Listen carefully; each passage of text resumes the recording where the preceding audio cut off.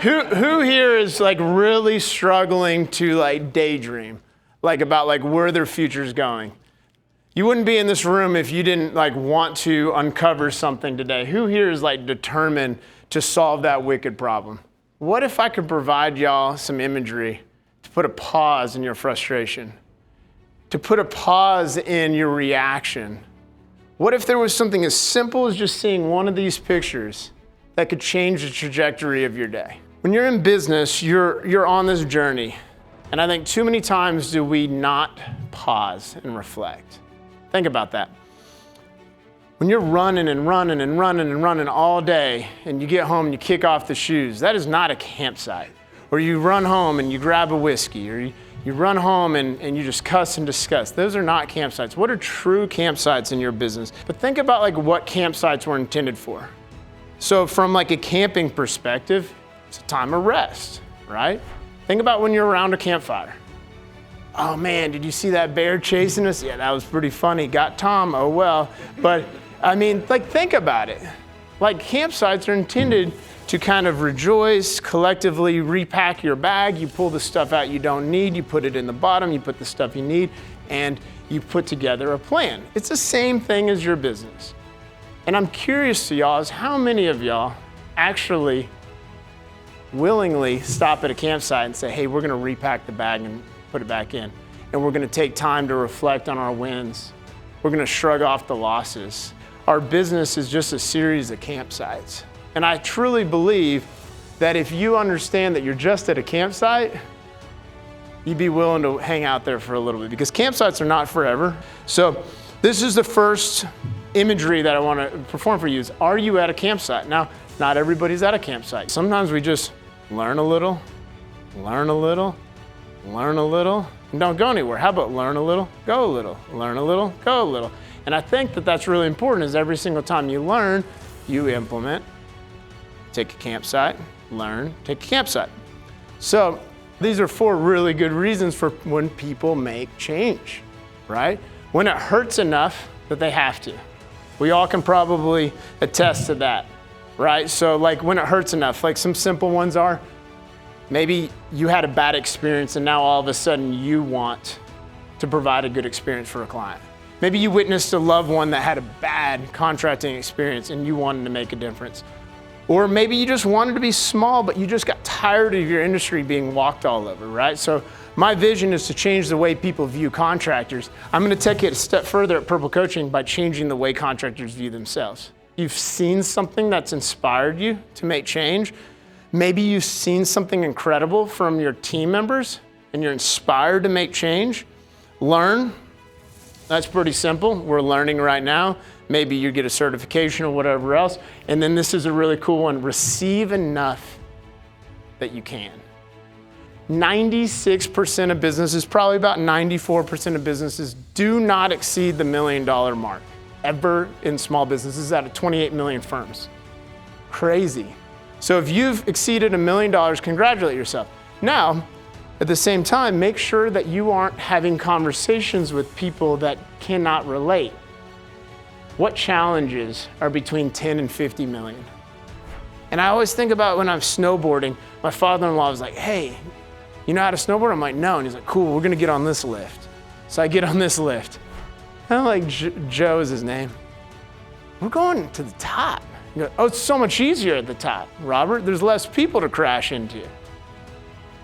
And the view is incredible. And I'm like, dude, makes a lot of perfect sense. It's gonna hurt a little bit, but you'll get tired of falling and you'll figure it out. And I'm like, oh my goodness, brilliant. So we got the treadmill operator.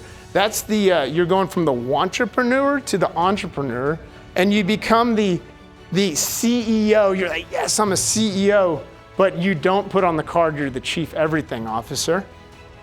But you're just trying to stay alive. You probably started a business, you're like, yeah, I've got tons of strategy. But in reality, the only strategy is to stay alive. The Pathfinder stage, this is really cool because you get to actually start really defining your strategy. You get to work on roles and really start kind of spreading it all out. You start working on team alignment. Then the Trailblazer, this is where you build your leadership team. That's where your core values and your mission and vision really make a true impact. I think everybody should have core values, mission and vision, but you're like, why doesn't this do anything for me? Well, when you're in the treadmill stage, you're just trying to stay alive. Peak performer, this is where you start getting to really serve people and people start serving profits. And then legacy builder, that's actually where I'm at right now. I'm trying to exit my business to some capacity, not really sure. But I started working on my legacy. You can't just go straight to legacy. Today I'm gonna start a business and I'm gonna create a legacy and hand this to my son, but there's nothing really to hand. You have to go through these stages. If I were to ask any of y'all, hey, what is your business doing to contribute? That's a wicked question. And I'm not talking about contribute to the bottom line or contribute to the Christmas party. I'm talking about like, what does your business actually contribute to society? Who here has unfiltered discussions and productive conflict in their business right now? Who here wishes they could have that?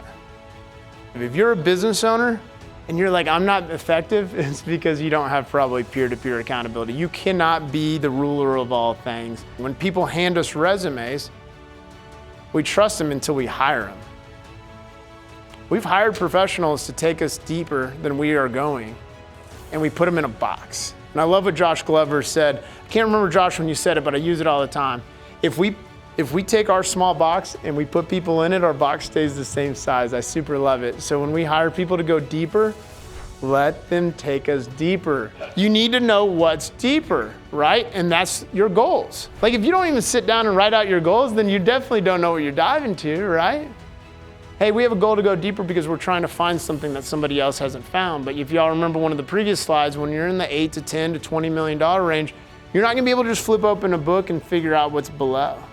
You're going to have to start setting goals, and you gotta have enough confidence and courage to know that something's probably down there. And when you go down there and there isn't anything, it's okay. Any real meaningful significance is better as a group. Sharing all of our wins. I can't think of many times where I come over here and I'm like, hey, talking to the wall, dude, I hit a home run today. No, we quickly call our buddy in the industry, right? Think about your reach when you're one person. And not to say that that's a bad position, but if you really want to have a reach, you want to create a true legacy, think about how big of a team you need. And to be able to have a big team, you have to master people. You have to figure out the whole people game. You have to figure out how to be a great leader. You have to figure out how to build trust. You have to embrace conflict.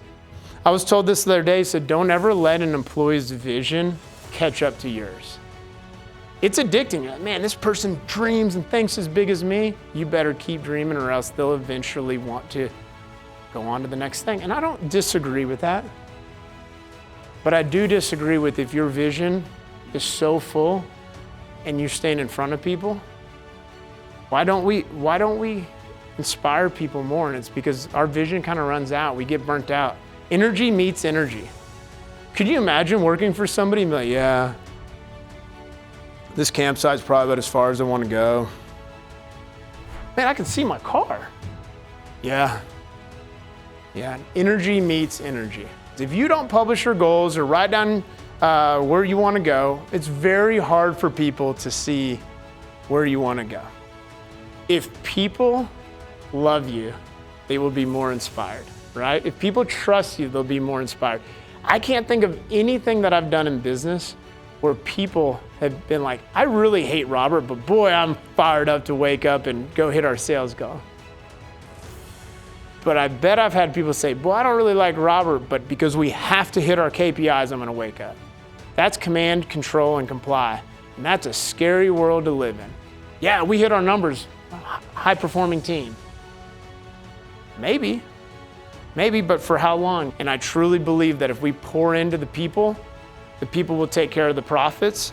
So if you walk around your office and there's nothing on the walls, there's nothing inspirational, you have no pauses in your day, you have no meetings that can create some level of positivity, I encourage you to figure out how you can reframe that. If you look around your business and you're wondering like, why aren't they getting this stuff done? I want you to ask yourself, do we have a commitment issue or an overcommitment issue? The whole purpose of having a campsite is to reset and figure out if we've overcommitted ourselves. Talking about the hours in a day. I work 250 hours a day or a week or whatever it is. That is not something to be proud of. You have an overcommitment issue. There's a huge difference between busy and focused, right? Are you doing busy work or are you doing focused work? Find one thing, make a 1% change. Don't get in a hurry because we always underestimate what we can do in 10 years and always overestimate what we do in a year. So think about, do you have an undercommitment or overcommitment? Every single one of y'all got out of bed, so I don't think it's an undercommitment issue. I truly believe most people don't know where to start or how to make an impact. I want you all to make the pause in your day, think about what campsite you're at or what journey you're on. It's okay to camp, but make sure you know why you're moving. And throughout the rest of the day and tomorrow, soak in what your 1% is.